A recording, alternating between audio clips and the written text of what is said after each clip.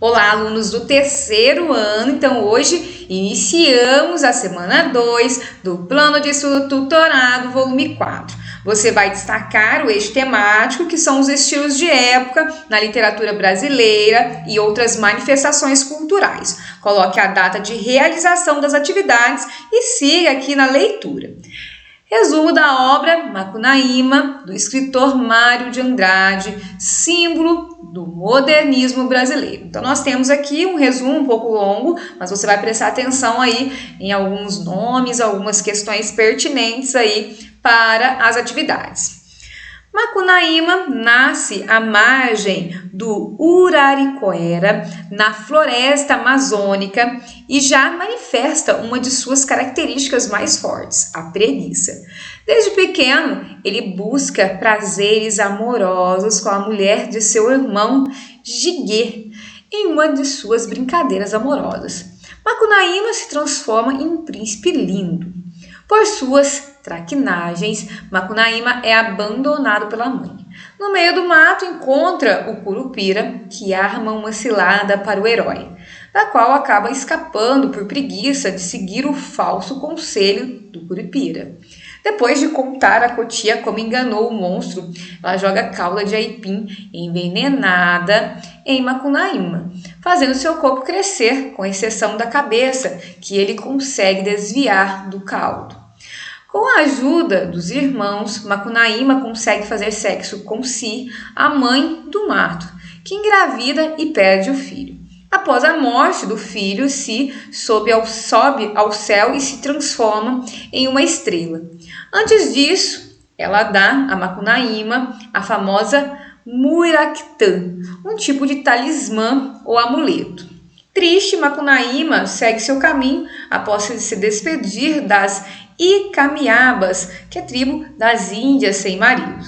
Encontra o monstro Capei e luta contra ele. Nessa batalha, perde o Muiractã e fica sabendo que uma tartaruga, apanhada por um mariscador, havia encontrado o talismã, e esse o tinha vendido a Venceslau Pietra, rico fazendeiro residente em São Paulo.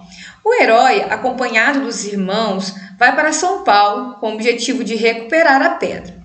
Na cidade, descobre que Venceslau Pietra é o gigante Piaimã, devorador de gente, que era amigo da Seiusi, também apreciadora de carne humana. Macunaíma disfarça-se de francesa para seduzir o gigante Piaimã e recuperar o Muiractã. O gigante propõe dar a pedra ao herói disfarçado e se esse aceitasse dormir com ele. Macunaíma então foge numa correria por todo o Brasil. Macunaíma vai para o terreiro de Macumba, no Rio de Janeiro, e pede à macumbeira que dê uma sova cruel no gigante. Ainda no Rio, o herói encontra Vei, a deusa do sol. O herói promete a Vei que iria casar-se com uma de suas filhas. Na mesma noite, no entanto, Macunaíma brinca, ou seja, faz sexo com uma portuguesa, enfurecendo a deusa. Ela manda um monstro pavoroso atrás do herói, que foge, deixando a portuguesa com o monstro.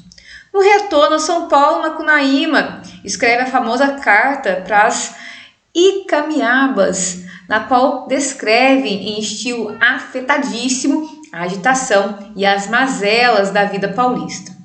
Com Venceslau Pietra, adoentado por conta da surra que levou de Exu, Macunaíma fica impossibilitado de recuperar a pedra. Assim, ele gasta seu tempo aprendendo as difíceis línguas da terra, o brasileiro falado e o português escrito. Depois de arrumar uma saborosa confusão na cidade, o herói vai visitar o gigante, que ainda se recuperava. Resolve fazer uma pescaria no Tietê, onde também costumava pescar Seiusi, além de brincar com a filha da Capora. Macunaíma foge de Seiuci em um cavalo que percorre de forma surrealista a América Latina em algumas linhas. Faz o incrível trajeto de Manaus à Argentina. Disfarçando-se de pianista, Macunaíma tenta obter uma bolsa de estudo para seguir no encalço, né, de Venceslau Pietro Pietra, que fora para a Europa. Não conseguindo ludibriar o governo, decide viajar pelo Brasil com os irmãos. Numa das andanças com fome, o herói encontra um macaco comendo coquinhos. O macaco diz cinicamente que estava comendo os próprios testículos. Macunaíma, ingenuamente, pega então um paralelepípedo e bate com toda a força nos seus ditos coquinhos. O herói morre e é ressuscitado pelo irmão Marapé, que lhe restituiu os testículos com 2 cocos da Bahia. Jinguê se enamora de uma moça piolenta que brinca toda hora com Macunaíma. Quando descobre a traição, Jinguê dá uma sova no herói e uma porretada na amante, que vai para o céu com seus piolhos transformada em estrela que pula. Macunaíma mata o gigante Piaimã jogando-o num buraco com água fervendo, onde Seiuci preparava uma imensa macarronada. Depois de matar Venceslau Pietro Pietra, o herói consegue recuperar a Muiractã. Macunaíma e os irmãos resolvem voltar para o Uraricoera, levando consigo alguns pertences e uma dose de saudade de São Paulo.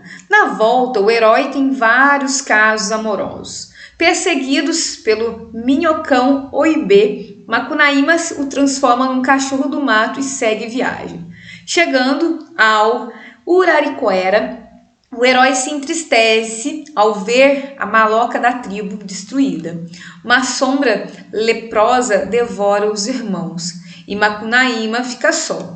Todas as aves o abandonam, apenas um papagaio, a quem conta toda a sua história, permanece com ele. Vei a Sol vinga a desfeita que Macunaíma havia feito a uma de suas filhas e cria uma armadilha para o herói, que ao ver a Uiara em uma lagoa se deixa seduzir e acaba sendo mutilado pelo monstro. Macunaíma consegue recuperar suas partes mutiladas, abrindo a barriga do bicho, mas não encontra sua perna nem a Muiractã. O herói vai para o céu transformado na constelação da Ursa Maior.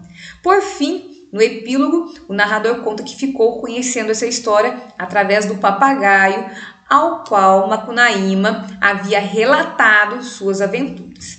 Então nós temos aí algumas palavras difíceis de pronunciar, né? Então às vezes pode ser que erremos, né? Quando falamos, né? Palavras desconhecidas que não é do nosso cotidiano, mas de forma resumida nós conseguimos entender parte aí da obra.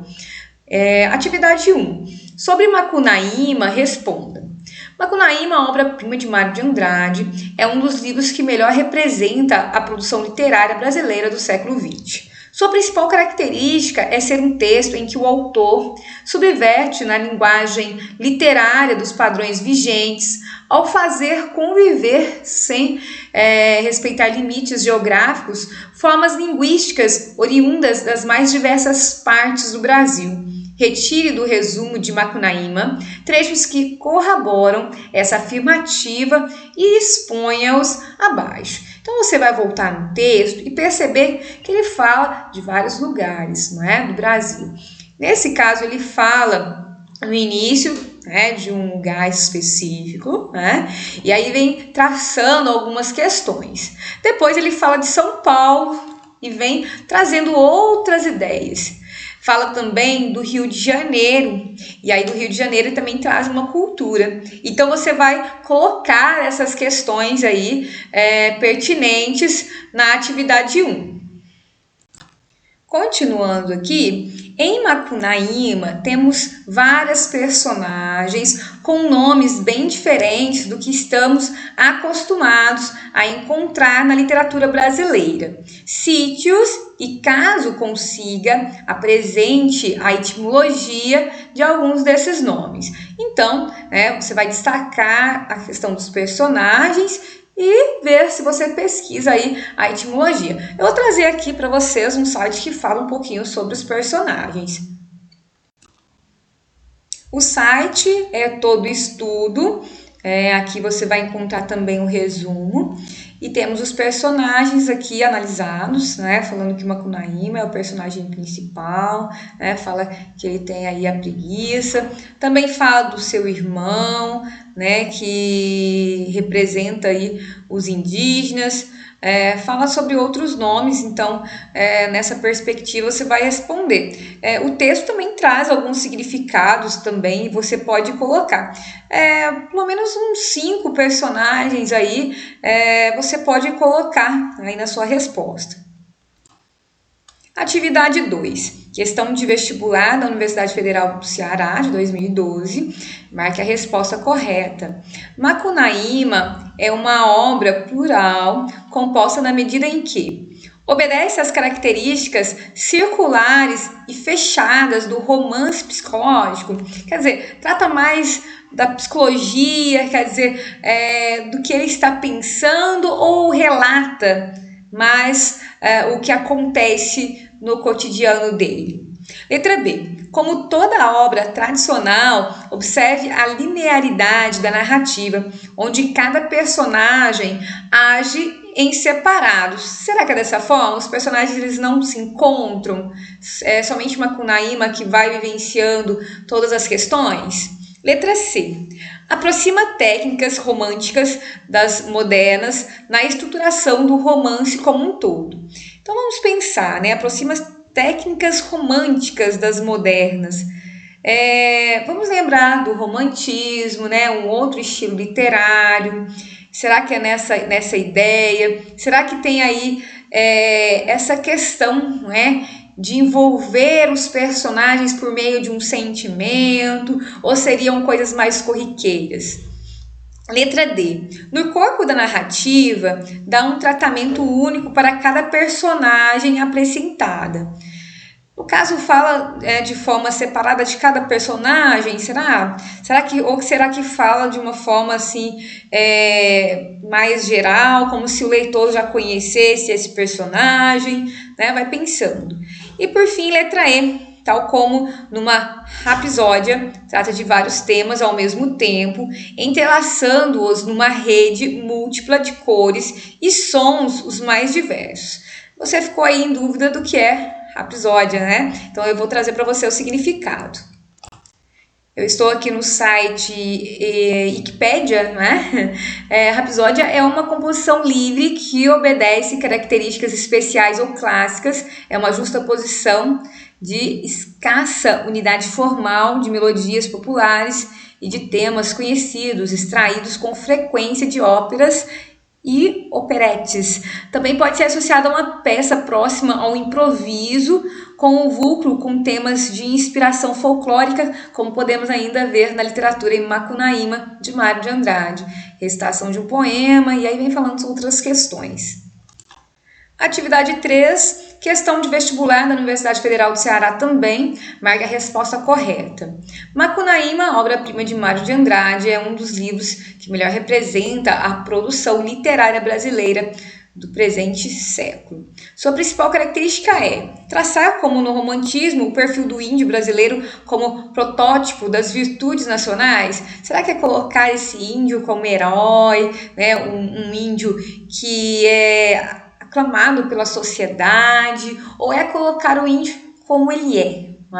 Colocar aí a visão assim de como que o índio se colocou na sociedade. Pense nessa ideia.